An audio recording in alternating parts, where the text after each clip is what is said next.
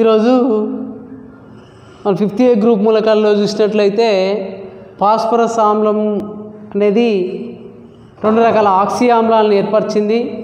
వాటిలో చూసినట్లయితే second part చూసినట్లయితే ఏంటంటే ఫాస్ఫారిక్ ఆమ్ల వర్గం. ఫాస్ఫారిక్ ఆమ్ల వర్గము అది 5th A గ్రూప్ మూలకాలు పార్ట్ 11. ఇవి 5th A గ్రూప్ మూలకాల్లో చూసినట్లయితే ఫాస్ఫరస్ మూలకం అనేది 2 రకాల ఆక్సీ ఆమ్లాలను ఏర్పరుస్తుంది. అంటే ఫాస్ఫరస్ యొక్క ఆక్సైడ్లు అనేవి నీటిలో కరగడము ద్వారా నీటిలో జల విశ్లేషణం జరపడం ద్వారా ఏర్పడే సమ్మేళనాలని ఆక్సీ ఆమ్లాలు అంటాం. ఆ ఆక్సీ ఆమ్లాలలో సెకండ్ వన్ ఏంటి అంటే ఫాస్ఫారిక్ ఆమ్ల వర్గం. అదే ఇక్ ఆమ్ల వర్గం. ఇక్ అంటే ఏంటి అంటే అధిక ఆక్సీకరణ సంఖ్యని కలిగి ఉన్నట్లయితే వాటిని ఏమంటామంటే ఇక్ ఆమ్ల వర్గము అంటుంటాం. కాబట్టి ఈ ఫాస్ఫారిక్ ఆమ్ల వర్గంలో చూసినట్లయితే హయ్యర్ ఆక్సీకరణ సంఖ్యని కలిగి ఉన్నట్లయితే వాటిని ఏమంటామంటే ఫాస్ఫారిక్ ఆమ్ల వర్గము అంటాం. ఈ ఫాస్ఫారిక్ ఆమ్ల వర్గంలో చూసినట్లయితే 5 రకాలు. ఫస్ట్ వన్ ఆర్థోఫాస్ఫరస్ ఆమ్లము H3PO4. ఈ H3PO4లో చూసినట్లయితే ఫాస్ఫరస్ యొక్క ఆక్సీకరణ సంఖ్య ఎంత అంటే +5. అవి తర్వాత స్ట్రక్చర్లో చూద్దాం. నెక్స్ట్ వన్ మెటాఫాస్ఫారిక్ ఆమ్లం యొక్క ఫార్ములా HPO3. నెక్స్ట్ వన్ చూసినట్లయితే థర్డ్ వన్ హైపోఫాస్ఫరస్ ఆమ్లము H4P2O6. ఈ H4P2O6లో ఫాస్ఫరస్ పరమాణు యొక్క ఆక్సీకరణ సంఖ్య ఎంత అంటే +4. నెక్స్ట్ వన్ ఫోర్త్ వన్ చూసినట్లయితే పైరోఫాస్ఫారిక్ ఆమ్లం యొక్క ఫార్ములా H4P2O7. నెక్స్ట్ వన్ చూసినట్లయితే లాస్ట్ వన్ పెరాక్సీ ఫాస్ఫారిక్ ఆమ్లం H3PO5. ఈ H3PO5ని ఏమంటామంటే పెరాక్సీ ఫాస్ఫారిక్ ఆమ్లము అంటాం. ఈ ఆమ్లాలన్నీ కూడా ఇక్ ఆమ్ల వర్గానికి చెందినవి. అంటే అధిక ఆక్సీకరణ సంఖ్యని కలిగి ఉన్నట్లయితే వాటినే ఫాస్ఫారిక్ ఆమ్ల వర్గం ఇక్ దాన్నే ఫాస్ఫారిక్ ఆమ్ల వర్గము అంటాం. ఈ ఫాస్ఫారిక్ ఆమ్ల వర్గంలో ఫస్ట్ వన్ చూసినట్లయితే ఆర్థోఫాస్ఫరస్ ఆమ్లం. ఆర్థోఫాస్ఫారిక్ ఆమ్లం యొక్క ఫార్ములా ఏంది అని అంటే H3PO4. ఆర్థోఫాస్ఫారిక్ ఆమ్లం. ఆర్థోఫాస్ఫరస్ ఆమ్లం యొక్క ఫార్ములా H3PO3. ఇక్కడనేమో H3PO4. దాన్నే ఆర్థోఫాస్ఫారిక్ ఆమ్లము లేదా ఫాస్ఫారిక్ ఆమ్లము సాధారణంగా అంటుంటాం. ఈ ఆర్థోఫాస్ఫారిక్ ఆమ్లంని ఏ విధంగా తయారు చేస్తున్నామంటే ప్రయోగశాలలో ఫాస్ఫరస్ పెంటాక్సైడ్ P4O10. ఈ P4O10ని చూసినట్లయితే దేని సమక్షంలో నీటిలో కరిగిస్తున్నాం. నీటిలో కరిగించినట్లయితే ఏం ఏర్పరుస్తున్నది అని అంటే ఆర్థోఫాస్ఫరస్ ఆమ్లాన్ని ఏర్పరుస్తుంది. ఇక్కడ చూడండి, దీంట్లో ఫాస్ఫరస్ ట్రైఆక్సైడ్ లేదా ఫాస్ఫరస్ పెంటాక్సైడ్ 4 ముళ్ళు.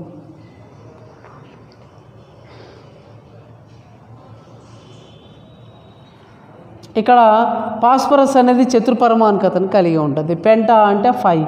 కాకుండా దీన్ని ఏం రాసుకుంటామంటే P4O10 అని రాయాలి.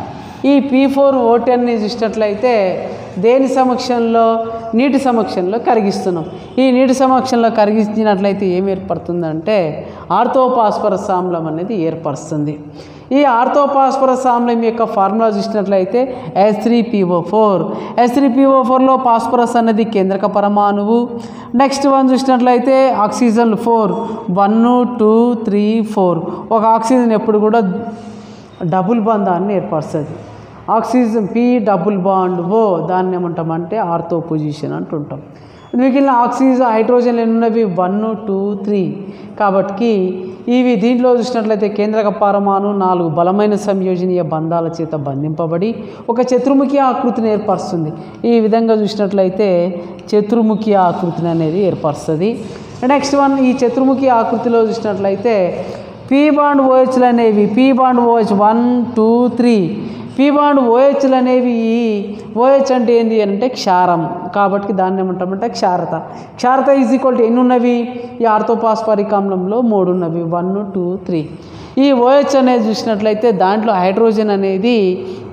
హైడ్రోజన్ పరమాణువు అనేది అయనీకరణం అనేది జరగడం వల్ల ఆమ్ల స్వభావాన్ని ప్రదర్శిస్తుంది. పాస్పారిక్ ఆమ్లంలో పీ బాండ్ హెచ్లు అనేవి ఉండవు. ఏముంటవి? పీ బాండ్ ఓహెచ్లు మాత్రమే ఉంటవి. హెచ్ ఉంటున్నట్లయితే ఇవి ఏముంటవి? క్షేకణ ధర్మాన్ని కలిగి ఉంటాయి. పాస్పారిక్ ఆమ్ల వర్గం మొత్తం కూడా ఆమ్ల స్వభావం కాబట్టి ఓహెచ్ ఉంటేనే ఆమ్ల స్వభావాన్ని కలిగి ఉంటుంది. సెకండ్ వన్ చూసినట్లయితే మెటాపాస్పారిక్ ఆమ్లం. మెటాపాస్పారిక్ ఆమ్లం యొక్క ఫార్ములా ఏంటి అంటే HPO3.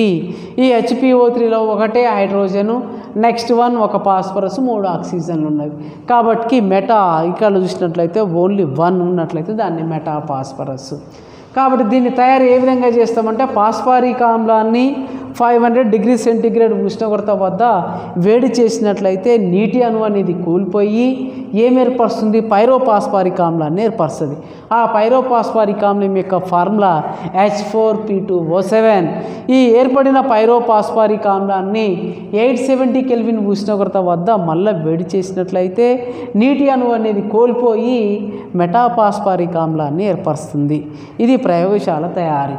మెటాపాస్పారిక్ ఆమ్లం యొక్క నిర్మాణంలో పాస్పరస్ పరమాణువు ఆక్సీకరణ సంఖ్య +5. ఇక్కడ ఆక్సిజన్ -2 -2 -2 -6, హైడ్రోజన్ +1 -6 +1. ఇక్కడ చూసినట్లయితే -5. ఇది అట్లా -5 అవతల పోతే +5 అనేది అవుతుంది. ఇక్కడ ఈ పాస్పరస్ పరమాణు అనేది ఇక్కడ ఏంది? కేంద్రక పరమాణు అనేది sp2 సంకరీకరణలో పాల్గొని 3 సంకర ఆర్బిటాలను ఏర్పరుస్తుంది. 1 2 3. నెక్స్ట్ వన్ ఏ నిర్మాణాన్ని కలిగి ఉంటుంది? సమతుల త్రిభుజాకృతి నిర్మాణాన్ని కలిగి ఉంటుంది. చతుర్ముఖి ఆకృతి కలిగి ఉండదు మెటాపాస్పారిక్ ఆమ్లం. HPO3 ఉన్నది కాబట్టి ఫార్ములా కాబట్టి క్షారత అనేది OH అనేది ఒకటే ఉన్నది కాబట్టి దాని క్షారత = ఎంత అంటే 1. అది ఆమ్ల స్వభావాన్ని కలిగి ఉంటుంది. నెక్స్ట్ వన్ పైరోపాస్పారిక్ ఆమ్లం. పైరోపాస్పారిక్ ఆమ్లం యొక్క ఫార్ములా H4P2O7. ఈ H4P2O7నే పైరో అంటున్నాం. పైరో మీన్స్ ఏంటి అని అంటే పాస్పరస్ అనేది పాస్పరస్ పరమాణు మధ్యన ఆక్సిజన్ తోటి బంధింపబడితే దాన్ని ఏమంటామంటే పైరో అంటాం. ఒక P bond oxygen bond phosphorus ఉంటే దాన్ని పైరో అంటాం. కాబట్టి ఇప్పుడు పైరో బంధం అనేది ఉన్నది. కాబట్టి ఈ పైరోపాస్పారిక్ ఆమ్లం యొక్క ఫార్ములా H4P2O7. తయారీ ఆర్థోపాస్పారిక్ ఆమ్లాన్ని మెటాపాస్పారిక్ ఆమ్లాన్ని రెండింటిని కలిపి బాగా వేడి చేసినట్లయితే ఏం ఏర్పరుస్తుంది అంటే పైరోపాస్పారిక్ ఆమ్లాన్ని ఏర్పరుస్తుంది.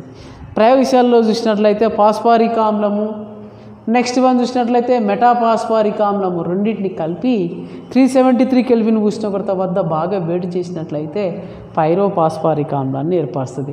ఈ పైరోపాస్పారిక్ ఆమ్లంలో 2 పాస్పరస్ పరమాణువులు 1 2 ఆక్సిజన్ 7 1 2 3 4 5 6 7 ఆక్సిజన్స్, హైడ్రోజన్ 1 2 3 4.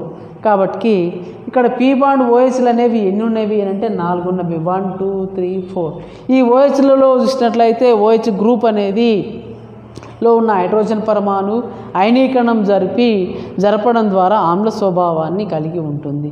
క్షారత = ఎంత ఉంటుంది? 4 క్షారాలు OH 1 2 3 4. Next one P double bond O ఎన్ని బంధాలు ఉన్నవి? 2 బంధాలు ఉన్నాయి. నెక్స్ట్ పైరోపో బంధం అంటే P bond oxygen bond P కాబట్టి పీ బాండ్ అనేది ఓన్లీ 1 ఉన్నది. ఇవి పైరోపాస్పారిక్ ఆమ్లం యొక్క నిర్మాణము మరియు తయారీ. నెక్స్ట్ వన్ చూసినట్లయితే 4th వన్ హైపోపాస్పారిక్ ఆమ్లం. థర్డ్ వన్ చూసినట్లయితే పైరోపాస్పారిక్ ఆమ్లము. ఇక్కడ 4th వన్ చూసినట్లయితే హైపోపాస్పరస్.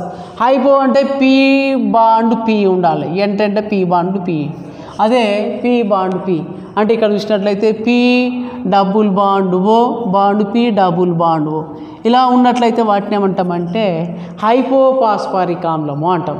ఈ హైపోపాస్పారిక్ ఆమ్లం యొక్క ఫార్ములా H4P2O6.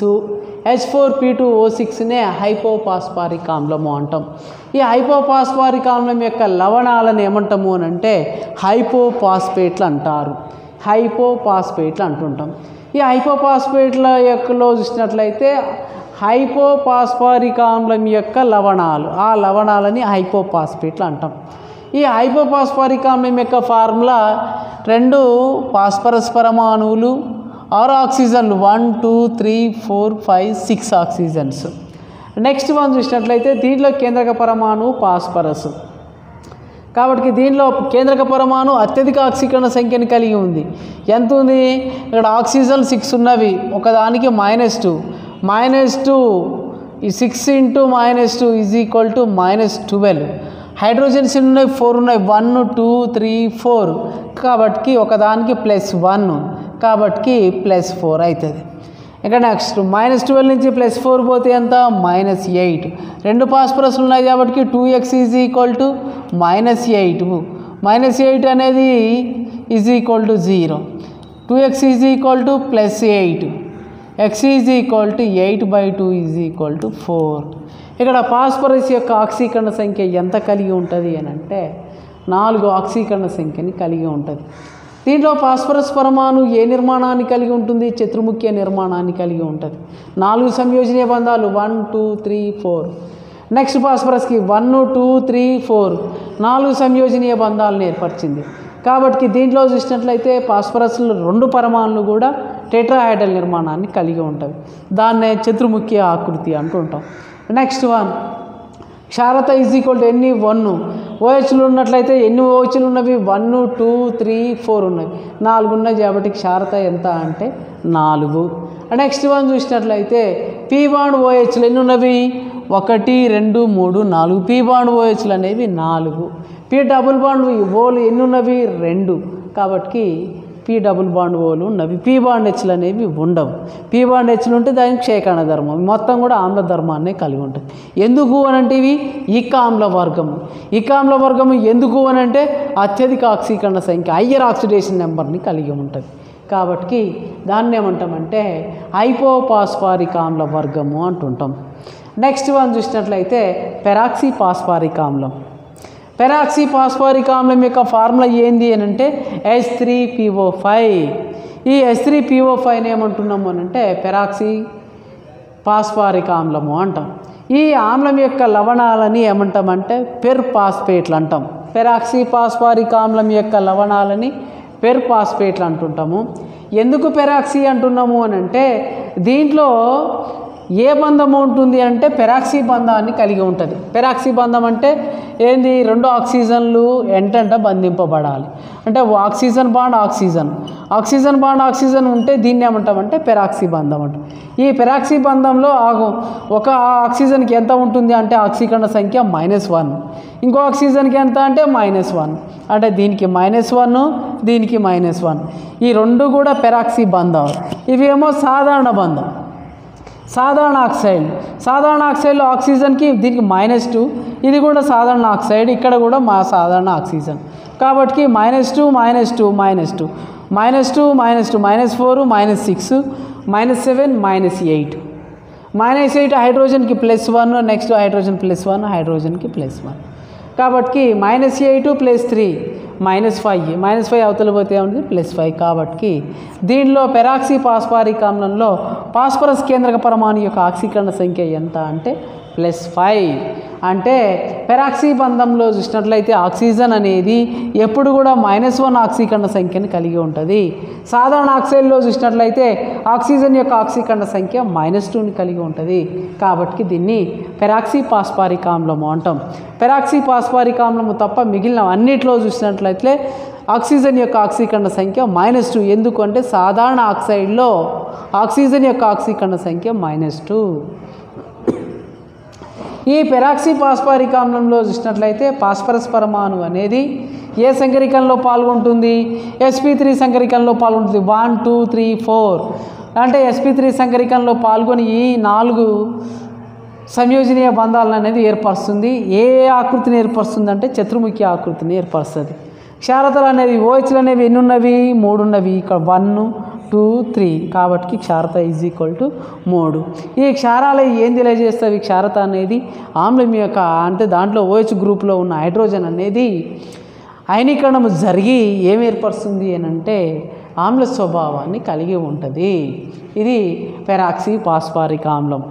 నెక్స్ట్ వన్ చూసినట్లయితే సైక్లోట్రైమెటాపాస్పారిక్ ఆమ్లం. సైక్లో పేర్లోనే ఉంది. సైక్లిక్ అంటే వలయ నిర్మాణాన్ని కలిగి ఉంటే దాన్ని ఏమంటామంటే సైక్లో అంటాం. ట్రై అంటే 3 ఏముంటుంది? HPO3 1 ఒక హైడ్రోజను, ఒక ఫాస్ఫరస్, 3 ఆక్సిజన్ 1 2 3 HPO3.